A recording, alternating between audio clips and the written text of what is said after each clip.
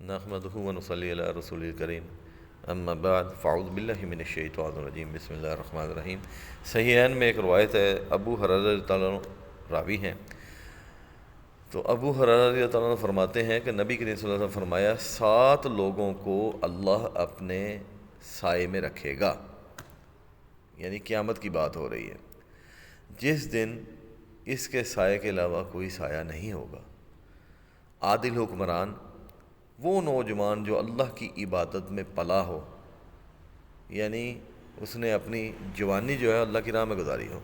وہ آدمی جس کا دل مسجد سے نکلنے کے بعد واپس آنے تک مسجد میں اٹکا رہتا ہے، یعنی ایک نماز پڑھ کے مسجد سے نکلتا ہے تو دوسری نماز تک اسے یہی ہوتا ہے کہ کب اذان ہوگی، کب میں مسجد جاؤں گا۔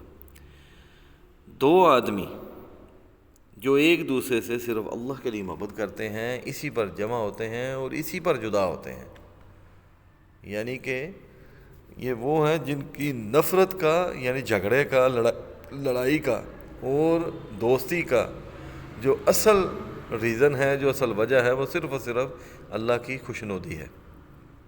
پھر فرمایا وہ آدمی جس نے تنہائی میں اللہ کو یاد کیا تو اس کی آنکھوں سے آنسو بہنے لگے، کوئی بھی اسے دیکھ نہیں رہا، یہ خالص اللہ سے ڈرتے ہوئے، اللہ کی محبت کے اندر یا اس کے خوف کے اندر اس کی آنکھوں سے جو آنسو بہہ نکلتے ہیں۔ اور پھر فرمایا وہ آدمی جسے حسب نسب والی ایک خوبصورت عورت نے گناہ کی دعوت دی تو اس نے کہا میں اللہ رب العالمین سے ڈرتا ہوں۔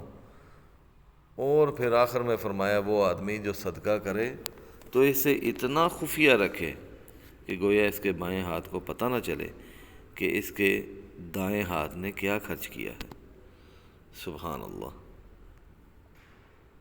اللہ تبارک و تعالی سے دعا ہے کہ اے میرے رب العالمین، اے ہم سب کے پوری کائنات کے خالق اور مالک، تجھ سے دعا ہے کہ ہمیں بھی ان 7 خوش نصیب میں قیامت والے دن شامل فرمانا۔